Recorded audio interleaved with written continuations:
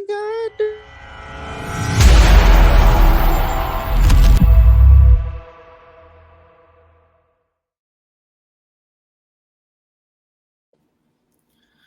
What's up, everybody? This is SOS Rampages back at you with another episode of Breaking the Wrestling Barriers, episode 6, as it would be, with, the appropriate title of Crown Jewel. Gross. As it be. Yeah. But, get all those things out of the way. That's my name down there. I'm SOS Rampages, like I just said. You see me on this channel here. You see me on Twitch. You see me on Twitter/X over here, and then you get this guy on over here. I am SOS Farm or Farm 27 on YouTube. And we hope you all have had a great week so far, and we're going to get kind of right into the action of getting out of the way Crown Jewel with our expert WWE analyst over here, who paid much more attention to it than I did. The handoff pitch. So Crown Jewel happened. It was a pay-per-view, a premium live event, if you will. Happened from Saudi Arabia, and there was a bunch of matches. Not much of the Miz there, but it happened. Oh, that's because the Miz got abducted on Raw. Who took him? By Bo Dallas. Well, your other man, so you can't be that mad at him. No, it's cool. It's like a Miz Taraj thing. Yeah, you reunion. They talked about it beforehand. It might not have looked that way, but they talked about it. Yeah, you probably didn't get an invite. I get you. But starting off with the Bloodline versus Bloodline match, what you think of Bloodline v Bloodline, where how you feel about the ending with Sammy, especially. I mean, that was the key to it all, I guess. I like how Roman and Jimmy entered together, and Jay got the big last entrance, first of all. But the match was good. Wasn't enough, but I know why they're doing it, because they're leading to more. And the Sammy part was very interesting, because me and you were talking while it was going on. And then while you were saying what you were saying, I noticed that Sammy was wearing the same colors as the new Bloodline. And things started clicking back and forth. But Sammy ended up going with his rightful family. I think it works out both ways for WWE to kind of book themselves into a very, very good spot right now, with either way working out of, like you had kind of said before, if he does turn heel and he goes, all right, I want to get this Bloodline over just like I did the other one, prove it to you guys. I mean, and Sammy is also a great heel, and it would be great, for the business and that, at retrospect. But if he stays babyface, they have this whole new storyline going on of Jay being like, well, you're not really family. This is family stuff. And them doing the Disney-esque thing of wrapping everybody together and be like, we're not blood family, but you're still family to me. At the end, like, it's, they win either way. They win with the turn, they win with staying together. Why, Sammy, why? That's what they're all asking. Jay told me I'm not family, but it looks like I found the other side of the family. It could have been that simple, and you had me hooked. Sammy did the right thing. Mm-hmm. For now. So they're playing it out where War Games really will be the culmination. It seems like it will be maybe not the culmination, but the sides will be drawn there. I feel like of exactly where everybody's at. And in your mind, because I know that this is what they've been saying for the long way, because I've already put this out there, where does this end? Can we stop? I want this to stop. I don't need any more. Can War Games Bloodline be the end? I want it to be the end, but I know Paul Heyman has alluded to that we're not even close. How long can we what The Rock is cooking? So he needs to put himself, because when he came back, it wasn't Bloodline storyline. Essentially, it was doing the Cody stuff. He needs to do the Bloodline storyline with Roman, and that's going to be the final boss. And then he needs to put over, I guess, Roman and acknowledge him. I mean, he already acknowledged him, but like he's acknowledged him several times if you really look back. But like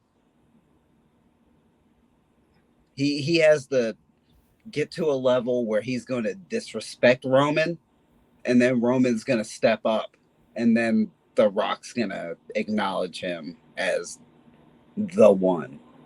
Wouldn't it be wild? And this is me really going deep into that fantasy booking realm and really going deep into it. But if Jay gets himself over enough to put himself in that limelight and be like almost that, Daniel Bryan to Randy and, Batista at WrestleMania 30, and being like, Jay's the one everybody wants, because we've been building Rock and Roman to being like, this is the fight, this is the one we want. Yeah. But the crowd's already said, we want Jay. Jay's our guy. So, like, can Jay nuzzle himself into that triple threat? And they're all families, and they all probably want to get Jay over to that light. They'd probably be like, okay, let little Oos get it. It's just another superstar in their family that will That's what I said. It wouldn't hurt them to do. Yeah. I could see it, but at the same time, I know like they don't really like to go against their initial plan. But they are in an era now where Triple H is actually listening to the fans. And then he's like, well, hold on, maybe we should stop at this gas station because they really want to stop here and get some Red Bull. And it's like, oh, we never got to stop at the gas station before. Old man Vince just made us hold our pee until we got to the next state. This is nice. Can I get an ice cream? You can get an ice cream if they have it. I can get an ice cream? He's listening. So I don't know. It's different, but I don't know. At the same time, it might be like, oh, hold on, Playboy. I think it's going to be really telling. And I mean, just like you just said that hold up, I think it's going to be very, very telling on when Rock does show himself again, kind of on more of a regular basis, and how he reacts to Jay. And how is he going to little brother him and be like, oh, look at you get a little reaction now. Good job. You can speak now, too. Look at you. Or if he's going to be like, if he's going to, elevate him and try to help him. Or is he going to little bro him, be like, yeah, I know who you are now. You Jimmy, right? Oh, damn. Wow. Him doing the Billy Gunn thing to him and being like, Jimmy, look. Oh, my man. Wow, Oos. Man, it's funny how things change. You gain 40 pounds of muscles and forget who you are, huh? Guess you forget who I was. It's really going to be telling how Rock plays it. Or is he not going to play with him at all like that? But I never thought about Jay going one-on-one with Rock promo. But it's got to happen now because of how big Jay is and how he's part of the story. Like, he's like, as far as... Oh, you must not have heard. I'm main event Jay Uso. Hit the yeet, yeah. It would be very, very interesting, and it would give the bloodline more. Yeah. Because at least for me, the Rock and Roman thing, neither one is the baby face. Yeah. Like they've gone so far with this bloodline storyline where Roman's not baby. Like he's clean. Jay is literally the only one that could tell The Rock, hey, man, you should just leave that People's Championship in the ring with me, and I'll just carry it from now on because the people have they've chosen me. Like, they've spoken. Like, he's the only one that could be like, I think I might be the People's Champion now. I don't know. It's interesting. Definitely got a lot more legs to it. I'm sure just like WWE will, and just like it ends I'm sure here we'll be talking about the bloodline for the next year, 2, 3. How they all got kids. I think when it's all said and done, this is going to be like a decade-long storyline. Like, it's already been going on for like 3, 4, or 5 years. they might have like another 3, 4. But all storylines they all have a point where it gets dull and it gets played out and it doesn't work in wrestling. Like whether it be the Authority, whether it be the NWO, whether like all of these long storylines, eventually it gets stale. Eventually you need something else. I mean, there's always something else. Like, but the biggest issue with it is it's always top of the card because of who's involved, and that's the issue of if this is going to be the top of the card for the next, future, then you're taking the top of the card away from these other people that could be involved in the top of the card because they're not involved in the Bloodline storyline, as well as not focusing your creative on something else that might, have. I mean, they're already kind of sprinkling in stuff. Like they had Braun Breaker and Jacob Fatu had that stare down. Yeah. So like they are building towards the future, but eventually somebody on the roster, Bronson Reed, Braun Breaker, Eli Drake, they're just gonna interfere into the Bloodline storyline and be like, I don't know about y'all, but I'm kind of sick of this. Yeah. And then it's gonna go from like the Shawn Michaels Bret Hart era to the Stone Cold Steve Austin era. It's like, yeah, thank you. Finally, anything different. It's like we enjoyed it, but like we're ready for something new. And like by then they'll insert someone in to cause a disturbance, the same way CM Punk did with John Cena. Makes sense. Yeah. Moving forward onto Crown Jewel, because we have gone a little long for him on the Bloodline, but it's WWE, and let's be honest, I didn't even want to watch Crown Jewel. Y'all didn't want to watch Crown Jewel. Y'all really don't want to hear us talk about Crown Jewel. Let's be real here. It's another Saudi show. That's the biggest storyline they got going. We got to give it a little bit of time. I mean, give me like one other big thing from Crown Jewel? Because I just don't care. I'll be honest with you. Why is the Miz not featured? Why is it not Tiffy time yet? Does you gotta watch? Does your watch work? Is my watch broke? Like I'm waiting. I don't know. Man. You wanted her to cash in on Liv, or you wanted her to cash in on Nia? I'm just waiting for Tiffy time. I don't know. Do something. I think that they're waiting for the right time. I don't think the Saudi show is the right time. I could see Survivor Series definitely being the right time. It's a bigger show. What would be all that they're looking for is the moment. They're trying to make the moment as big as possible. And what would be the right moment? On a house show on a Saturday at 3:00 in the afternoon with everybody filming it on their phone. It's not the world we live in now. That's not how it's going to work. But it can be. We control the world we live in. Not them, us.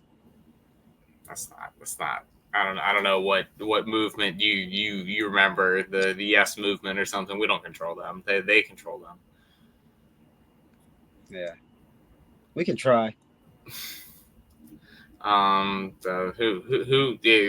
has the big belt, and Cody has the big belt. Yes, they both got rings that I guess they will wear for the next year, MJF style, because I guess the belts are staying in Saudi Arabia. Did you see the picture of them with their rings? Oh, they got rings. Yeah. Good. So Liv can steal MJF's gimmick. Well, I mean, MJF, Liv, and Cody are all friends. It's like they all work for Tony Khan. They're all friends. Oh, you're saying you want to get off of Crown Jewel and you want to go over to Sauerkraut Land. Yeah, man. Let's get this pot of sauerkraut going. Stink this house up some. All right.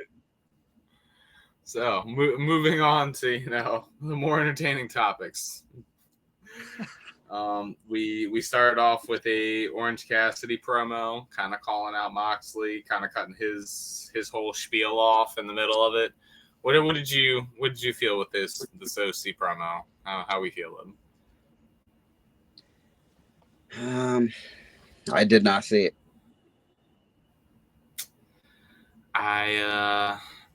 As far as what I took from it, I like the angle because of the fact that he is calling out the fact, and this is something that someone had to call out eventually, of these AEW stalwarts, these AEW originals, if you will, like especially in Orange Cassidy, of you didn't need this. I needed this. I needed AEW to be Orange Cassidy. You didn't need AEW to be John Moxley. You were Dean Ambrose over there. You were Neville over there. You were, Cesaro over there. You didn't need this. You made yourself.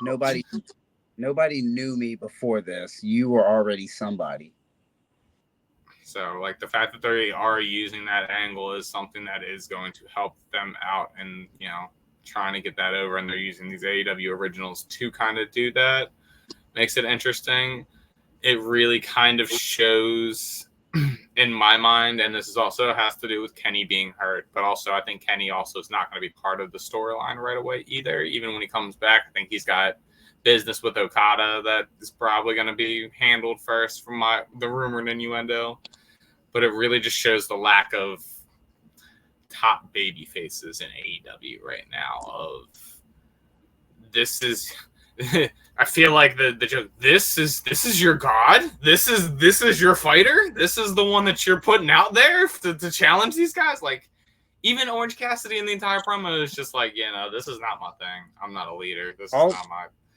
So y'all putting him out there basically because y'all really don't have anybody else. All their champions are heels right now, except for Private Party, right? Yes. Yeah. All their champions are heels right now. Top baby faces in the company. You got like Darby. Darby's not like a stand-up. Hey, let me get you. You got FTR. Their tag team. I mean, they could try. There would be Smash Mouth. Good wrestling, but it wouldn't be like the single star that you need for the world title. They just haven't built. You gotta win. Anyone there? It's the Bray Wyatt thing. Like, you can talk all the smack, but if they don't let you win, then like your value slowly goes down, and no one believes in the words that you say. You have to win big matches. I mean, Swerve's busy right now, so maybe once he's done, that could be the guy that could save AEW. I don't know. They just need some babyface. I mean, this is a good start. And it's nothing against Orange Cassidy. I mean, he's a good promo for what he was, and it's the Bucks. He's doing what he's told, but it's Hangman, an interesting way to go. And then it's Kenny. It's the Elite. Who else can save AEW besides the ones that started it? Yeah, it would make the most sense. They have no one else set up to save it besides, like you said, Cassidy and Darby, but like maybe set up Adam Cole down the line after the MJF stuff. I mean, I do think Darby's gonna take the title from Moxley after he possibly destroys Orange Cassidy, turns him into Blood Orange Cassidy. You just did the watch along, and I mean, anybody can go watch it on WWE's YouTube, but they did the Sting. Did Sting make appearances this early in that year? That's what I want out of Darby. I want Darby to take some time off and to take like the Sting route and do it at the right time. Well, do you think by the time he gets back, Moxley would be like, he's not tan, he hasn't been working out in the gym, I don't know, it doesn't work for me, brother? Don't think so. That's why I'd like it to be that year time. Would be great. Yeah. I mean, he does want to go climb a mountain. Yeah, let him go climb a mountain, but just let him be off of like it. And that's a big problem. And this is what we're seeing with a lot of these. Can't remember if we brought it up on the last episode, but I know I've talked to you backstage about it as far as AEW's at that like mid-range point of they've been around like 5 years now. Yeah, what do you have to do All that? of these people have been on our TV for 5 years now, so it's like we've seen them for so long. Kind of idea.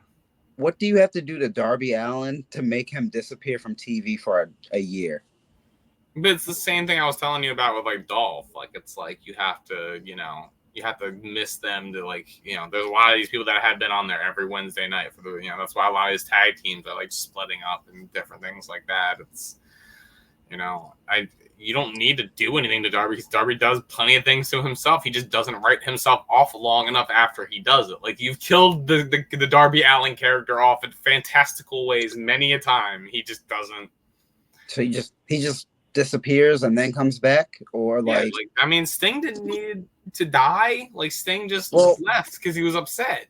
Well, Sting, he can be upset. Like they sold in him his face, and they sold that whole thing of no one's had contact with Darby Allin since the Bryan Danielson thing, and then you kind of ruined it having him just come down off the rafters a couple weeks later. Like you could have ran with it. You started the Sting angle, and then you didn't run with it. You just kind of were like, all right, we can't contact him after a week. I don't know what you're talking about. Next week we're just back in. It's fine, but he's contracted to be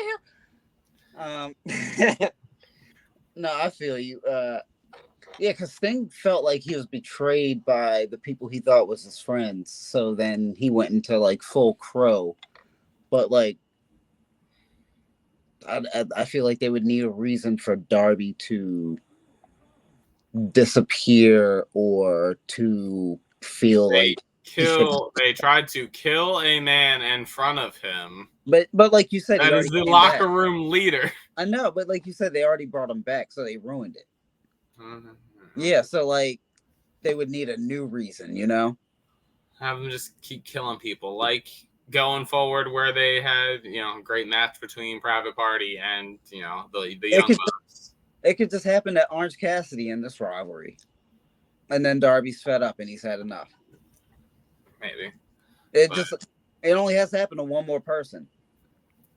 But with the match with seeing if Private Party was going to win the belts or split up, they ended up having a great match and surprisingly enough kind of won the belts, and now the Bucks are going to be off TV for a little bit. A lot of people are saying they're going to go to Japan for a little bit and then come back and be those baby faces that we were just asking for earlier in the segment after they killed Brandon Cutler, another deceased member, with his hand, making as you pointed out very pointedly, making Christopher Daniels watch his bald brother and get his hand smashed.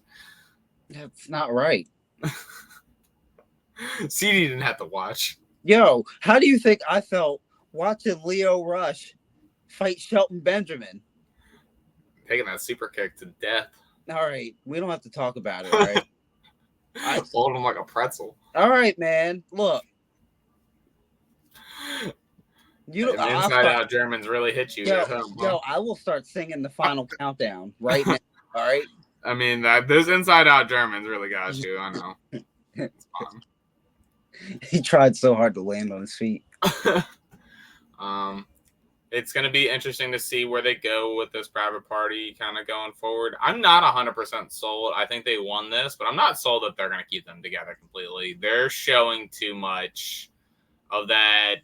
Maybe there's going to be a little bit of it. Maybe they're not splitting up all together. They didn't want to do the split up angle like this, but like it's the beginning of the end. I could see it being the beginning of the end a little bit. At least them getting the title run and seeing how this. It's almost like that old school mentality of give them the titles, let them see how the crowd goes with them, let them try to get over, and if they don't get over, then we'll do what we can after that. This storyline is called The Final Party. Party, but I think it also does benefit them that, and this is breaking news to you because I know you don't be following Collision and stuff like that, and we usually don't tape this actually this late. Man, I watch Sunday Night Heat and Velocity all the time. What are you talking about? But we usually don't tape this as late in the week. But on Collision, there was a little bit of a banter back and forth between Bowens and Caster again, and it really is leaning towards Bowens are going that babyface route and Caster going heel, and I think that buys Private Party some time as well. I think that they don't want to have both of them split up at the exact same time. It just it's going to look like the same angle in two different places. So maybe, Yeah. because it was, I guess, because Max Caster pulled out his like rack of money, then he was showing it, and the card was still in there from MVP. And Anthony's like, "Hey man, what's that? Why you keep this?" Yeah. Hey man, I keep all my cards. Why did you keep yours? You saw me take it, son. I'm going to, because it was the next match that happened, I'm going to throw this on over to you because I know this was where you shine. Camille and Chris Statlander. Oh man, two tall, statuesque women. It was a great match. I mean, hard hitting, like his. Them should have got more time. What is? I almost want to put this out there, and I know you'll never see this. Big E, what's the equivalent? There has to be an equivalent.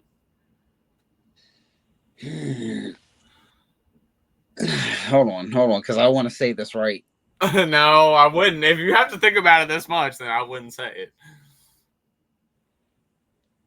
Big, beautiful women whooping ass. Okay, that works. But like, yeah, they laid it down, and it was as good as you would expect, like a hard hitting men's match.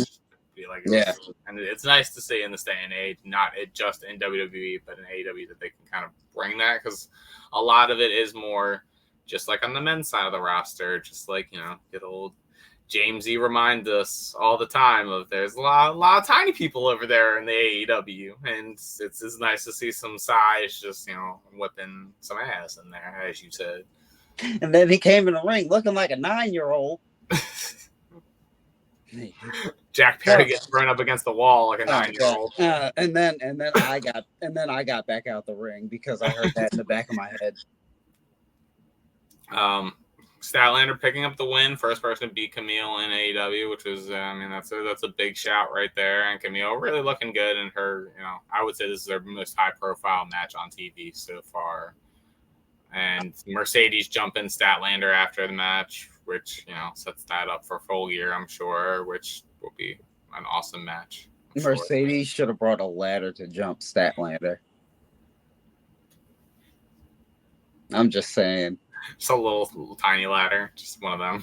Yeah, she doesn't need a big ladder. Like, can you imagine her jumping off an 8-footer, hitting her with the double D's? Like, Mercedes, calm down. No, just enough to actually reach her shoulders, respectfully. And then we ended the night as we should, and this is something that has been tweeted out because they've already given the spoiler for next week with Shelton Benjamin versus Roderick Strong, and everybody's just like, Tony Khan just giving this man all of the flowers, being like, Shelton Benjamin, he's that guy, he's him, they have a him over there, he's not him, this is him, he's been him for the past 10 years. If you all didn't know, it's a Shelton Benjamin. But him having a great match against Swerve, and I'm sure he will against Roddy, but it's just every bit of that match, the way that it was worked, getting both men over fantastically. I mean, I don't know. Any words for the match itself before we get into the after effects? You said everything about the match that needs to be said, but like the AEW, Tony Khan, give me some Shelton Benjamin merchandise, please. Like, you'll get plenty of Hurt Syndicate merchandise, I'm sure. I want Shelton Benjamin merchandise until then. I want separate Shelton Benjamin merchandise. I want him. If it's not on Shop AEW, I can guarantee it's on Pro Wrestling Tees. I want him to directly get my money, because that's how much I'm appreciating. If it's Pro Wrestling Tees, he gets your money. Well, I will be there after we record this, because I appreciate what he's doing that much. But he seems to finally get his kind of move set together. I think this is kind of, because it was like feeling it out with a little bit of the smaller guys the first couple weeks, a little bit of the Flippy, the Sammys and the Leos, kind of letting him feel out his new move set in AEW. But I think he's finally fine tuned it a little bit, and it looks really, really good against Swerve. And this is going to be kind of the key point right here. This is going to, one, because he picked up his first L. Obviously, he was running that undefeated, little baby undefeated streak for a little bit. But on top of the fact of the afterwards with Bobby coming in, because this has always been the issue with like the Hurt Business, Hurt Syndicate, is once you got Bobby there, hey Bobby, this is all you. Take the ball. And Shelton's just kind of sitting there, kind of like, I'm here too. What's up? Yeah. I think a lot of it might be different here. I think you can attest to this as well because of, and I'm trying to think of the best person, and you can think about this as I'm saying this. I know that there's been somebody else in the business that's like this, but Shelton just seems too nice for his own good. He seems like he's too much of that guy, too much of that, like, no, I'll just get whoever over, that's fine. I'll be that guy. Where I feel like if he would stand up for himself, John Morrison, I can see that. Like, I feel like he stuck up for himself, like, and just be like, no, I need the ball now. Like, this is the end of my career. You see the reaction I'm getting. We don't, like, respect Bobby, and Bobby can do his thing, but I need my thing too. And I'm hoping that Tony is still showcasing him and still doing that, and he's still, I think that there's still room for that. And I think there's still something because of all the belts and all the different things in that company to do. I'm hoping that there's still, I mean, I'm almost positive there's something. But like, side note, just I didn't think about this necessarily before, but the Bobby and Shelton tag team with this new Shelton Benjamin, it's a scary tag team. It's like Brock and Bobby. That's like Brock and Shelton. Yeah. Fair. You wanted Shelton to be Bobby when Bobby is being Bobby? No, but yeah, no, it's a scary combination. And who knows, like, who from AEW that they're going to add to Elevate. So, like, the whole Hurt Syndicate is going to be different than the Hurt Business, which was different than the Beatdown Clan. I've already thrown out there. There's one man that I want in that crew. Throwing it out there to you. I'm pretty sure backstage, and I haven't said it out in front. I've heard he's back healthy. I need me some Will Hobbs in that crew. I remember you said that. Perfect young, be able to groom him up, and being able to get him that experience without MVP as that mouthpiece. Like, I'm wondering what's going to happen when Eddie Kingston comes back. Eddie Kingston's an interesting one. I can really see because of the suit game. I could see Ricochet. Ricochet would be an interesting little adaptation in there. I mean, getting the Shelton Benjamin Ricochet tag team. Yeah. That would be, there's a lot of different little ways and little people that we can add in there. I think part of it is, and I think a lot of it is too, where he's giving the cards out and where he's doing the slow build. These are the three that, like, we knew were going to be in there. And we all kind of know there's going to be another one. We just kind of need to feel out who, because we don't want too many people there. We need that fourth. It's just a Baron Corbin. Yo, he could be the Owen of the group. Yo, man. Yo, way too excited for that. Yeah, I don't know, man. I feel like Corbin's about to have a lot of people behind him because they're like, oh, man, come on, man. You fed him dog food. He was really good that one time when he did that thing. His finisher's really good, too. We didn't want to see him leave. Come on, you could have put him back on SmackDown. We would have ignored him like we always do. Shout out if you want to throw out your little 2 cents in about the ending little bit of AEW. Stop being John Cena. Production, shut the fuck up. We can all hear you.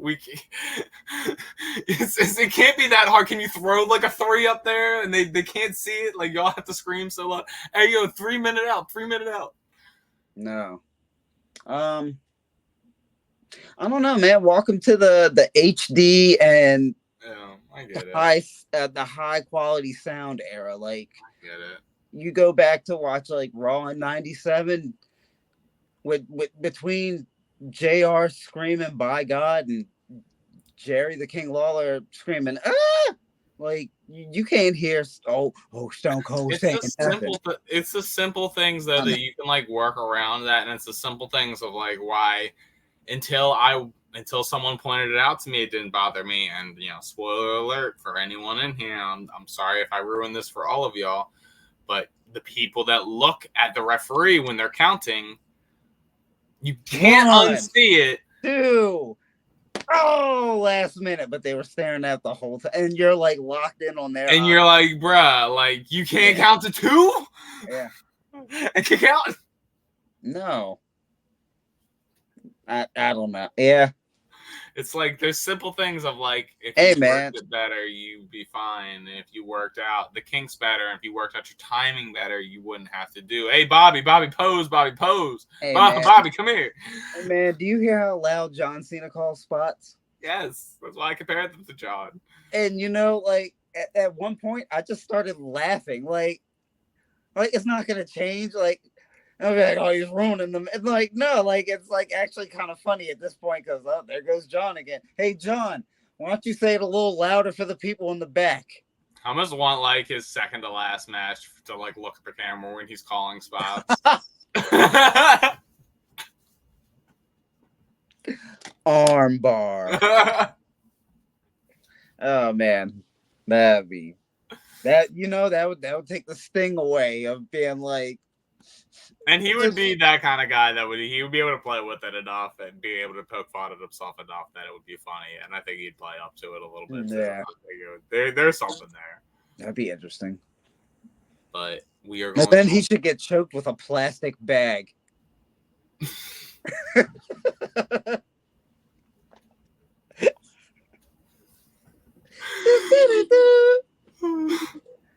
That's when he comes back as Juan Cena. Oh no. He can't come back. No, he said this is it. But Juan is a different man. I think we found a loophole. There's definitely a loophole there. He'll be Mr. America too. Oh man. And then he can finally win the Intercontinental Championship. But it won't count as all of them. It will. It will. But with that being said, we're going to wrap things up with this episode. We've had y'all for long enough. We've been here for long enough. Check us out on the socials that they're down there. SOS Rampage is on Twitch and on the X, Twitter, and the YouTube. Check out our WWE 2K Intercontinental tournaments that are finishing up and our new ECW World Heavyweight tournaments that will be starting in this up and coming week. And let us know how you feel in the comments about our content on both of this and there and all the other things. Let us know in this comment down here how you feel about our new content that we're coming out with as far as the watch breakdowns of things outside of the wrestling barriers. We covered, Bound for Glory. I have some things in mind for this week, but if you all write in the comments, like, this is what we want to see, we'll flip it on over and we'll do that. But we're leaning towards the Ring of Honor because they're looking at the TV deal. I've heard it as like a action-packed Ring of Honor where they jammed everything in there to try to sell to the TV marketers. There's also GCW in Hawaii that we could watch. So, we could go either way. If, like I said, y'all know something, we're pretty open to. Also, let us know your favorite Generation 1 Pokemon and who is your favorite contestant from I was about to say I Love New York. We haven't got there yet. From Flavor of Love. Yeah, so that will make us want to do that some more. So do that. Yeah. Yes, we're also doing that. Yes. Man, I just got a nod. Look at that. Oh, look at you. Are you from Chicago? Yeah, see yourself out. Yeah, do your thing. See yourself out.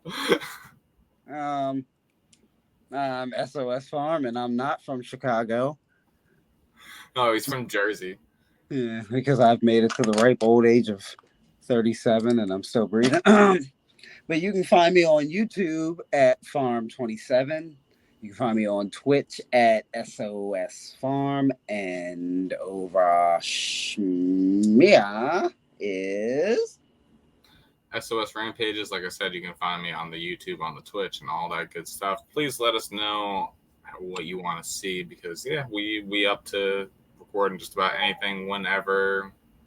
And yeah, just let us know, and we will catch you all next time on the Breaking of the Wrestling Barriers, where we will be talking about some more Dynamite and the fallout of Blood Money Crown Jewel. But with that being said, peace, everybody. 40-20.